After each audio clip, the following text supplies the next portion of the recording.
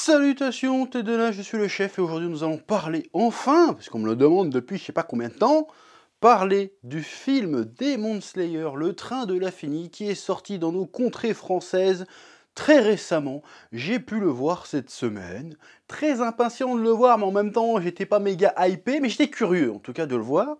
Donc j'ai été le voir en VOST. C'est pas que j'ai quelque chose contre la VF, mais comme j'ai suivi l'animé en VOST, je me suis dit bon, histoire de pas être perturbé, je vais aller le voir en VOST, et puis de toute façon je préfère la VOST, je le dis, voilà c'est tout, c'est pas grave, chacun préfère ce qu'il veut. Donc j'ai vu ce film qui cartonne vraiment, hein, surtout en plus qui fait des chiffres assez impressionnants pour un animé japonais tiré d'une série, parce qu'il faut savoir que le film est la suite directe de la première saison, ce qui est assez rare en général, parce que les films en général adaptés de grosses licences qui sortent, genre My Hero Academia ou One Piece, c'est vraiment des stand-alone, tu vois, c'est des trucs pas canons qui se passent à côté de la série, si tu veux. Là, c'est vraiment un film qui s'inscrit dans la continuité de la série, je vais y revenir après.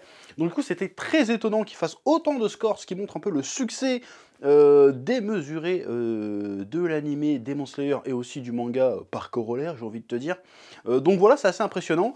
Le film reçoit des critiques absolument dithyrambiques de la part des fans, et un peu plus mitigé du côté de la presse.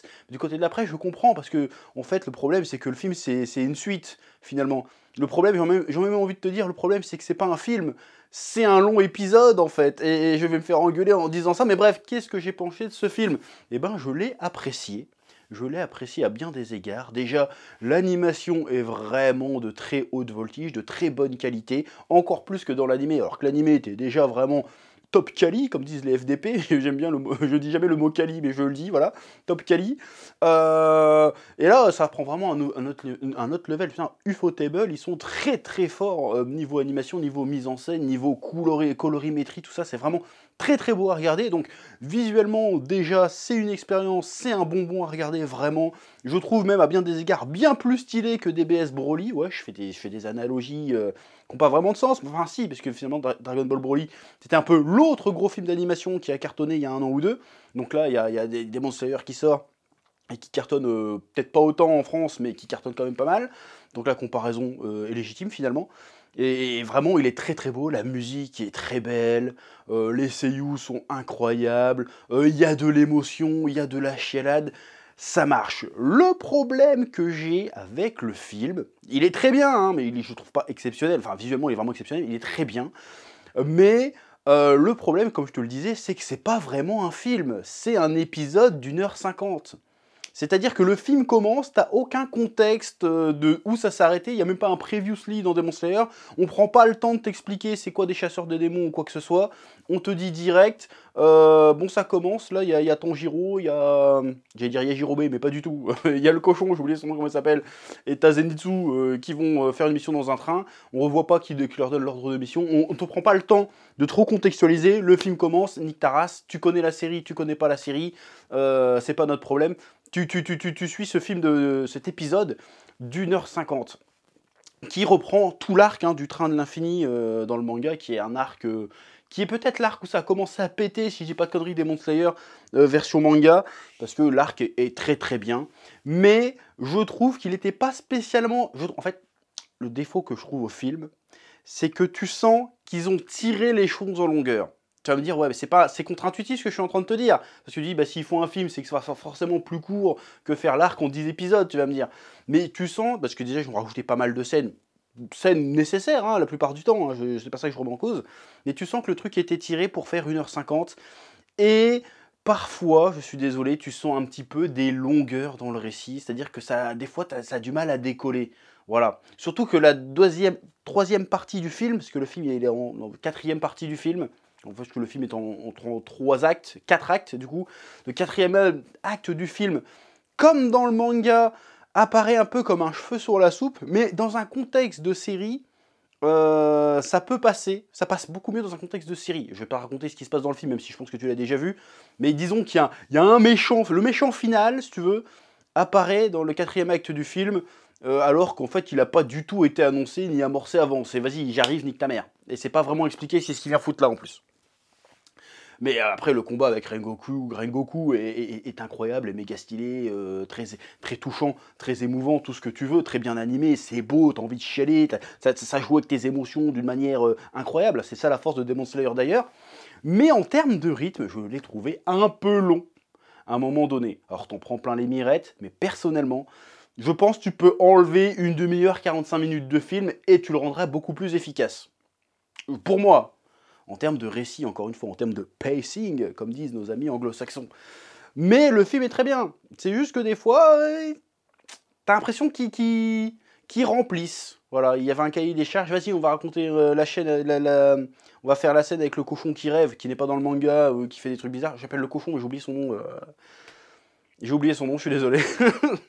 Tu vois le rêve de Zenitsu, finalement, tu t'en fous du rêve de Zenitsu. C'est vraiment pour rajouter un petit peu de gag, d'humour, de légèreté. Par contre, la scène du rêve de Tanjiro, masterclass, très très bien fait. Beaucoup rallongé, beaucoup étoffé par rapport au manga, mais très très bien faite, vraiment. Je pense que la partie qui m'a le plus dérangé, finalement, c'est la partie combat final de Tanjiro contre le démon qui prend la forme du train, finalement. Je trouve que c'était très très long pour un combat assez répétitif. Je trouve que c'est le ventre mou du film, je trouve, selon moi. C'est cette partie-là. Voilà. Après, encore une fois, c'est pas que j'ai peur de me faire insulter, mais le film est très bien. Sauf que pour moi, c'est vraiment pas un film, c'est vraiment un épisode d'1h50, ou alors une saison. À ce moment-là, on pourrait dire une saison qui dure 1h50. C'est-à-dire que, comment ils vont gérer la suite après de la saison 2 qui arrive bientôt? Est-ce qu'ils vont reprendre le film? Du coup, ça serait vachement redondant, ça serait pas super intéressant. Ou est-ce qu'ils vont continuer directement là où le film s'est arrêté pour raconter la suite de l'histoire? C'est une question qu'il faut se poser. Parce qu'en fait, dans le film, il y a vu que c'est la suite du manga, tu as des références vraiment. Et si t'as pas vu la saison 1,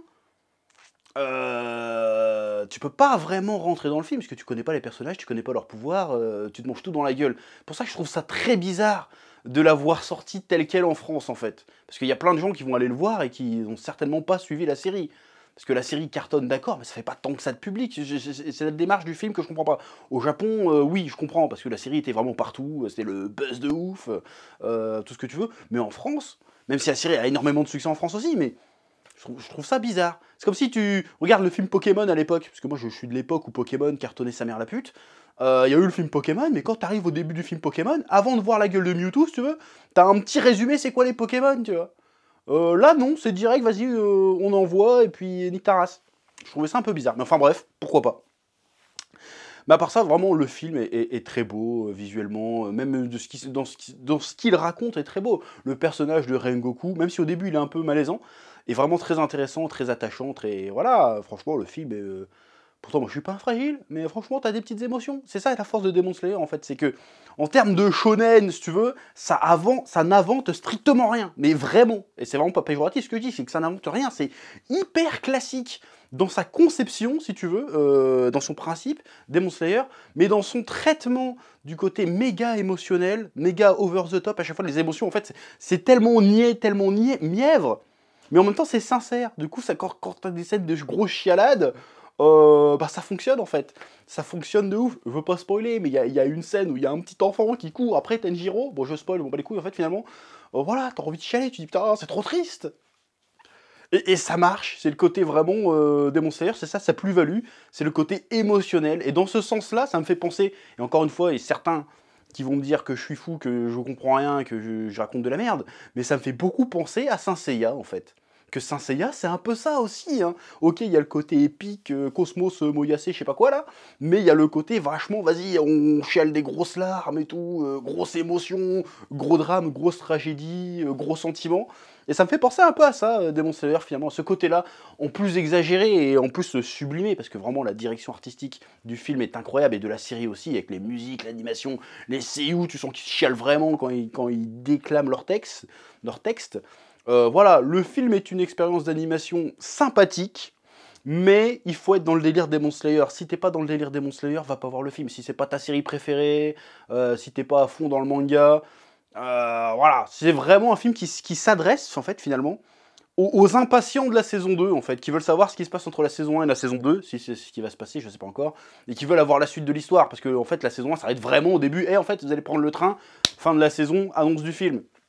Donc ça s'adresse vraiment à ceux qui ont suivi la série, qui aiment la série et qui vont réussir à rentrer dans le film. Donc je comprends un peu les journalistes de Figaro ou Parisien qui connaissent de la série de loin, qui ont vu 3 épisodes et qui vont voir le film, bah ils sont largués et ils accrochent pas au délire, parce qu'ils connaissent pas les personnages, ils connaissent pas les enjeux. Voilà, finalement, c'est peut-être un peu le problème de le faire en tant que film, en fait. Parce que si tu le prends en tant que film, il a plein de défauts, en fait. Mais si tu le prends comme une saison d'1h50 ou un épisode d'1h50, il devient plus appréciable. Mais en tant que film, il faut avouer que bah, ça marche pas.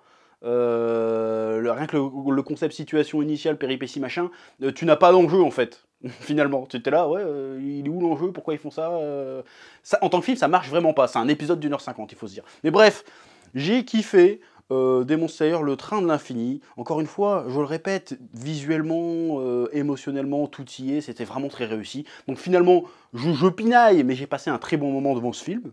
Voilà, à voir au cinéma, vraiment. Très sympa, très beau, très joli. Rengoku Forever, je veux pas spoiler, mais Rengoku Forever. Les animations sont incroyables, les combats sont incroyables, les effets spéciaux incroyables. La CGI est vraiment stylée aussi, m'a pas sorti du film pour une fois. Donc voilà, Demon Slayer Train de l'Infini, si tu ne l'as pas encore vu, tu peux y aller, à condition d'avoir vu la série vraiment et de connaître. Si tu veux découvrir Demon Slayer par ce film, je te le déconseille, tu vas rien capter au délire. Enfin bref, le film était plutôt réussi, mais encore une fois, c'est pas un film, c'est un épisode d'1h50. Voilà, c'est tout ce que j'ai envie de dire, je pense pas qu'il soit surcoté. Bah si, encore une fois, je suis désolé, hein, je suis indécis, mais si tu le prends comme un épisode d'1h50, il est réussi, si tu le prends comme un film, déjà un peu moins. Il est cool, mais un peu moins déjà. Bref, c'est tout ce que j'avais à dire sur Demon Slayer et le train de l'infini. Pouce bleu, commentaire, abonnement. Que la passion te guide. Ouais. Eh oh, tu vas pas te barrer comme ça, hein? Tu vas laisser un pouce bleu? Un petit pouce bleu, hein? Puis tu regardes aussi les autres vidéos? Parce que voilà, tu t'abonnes? Ouais?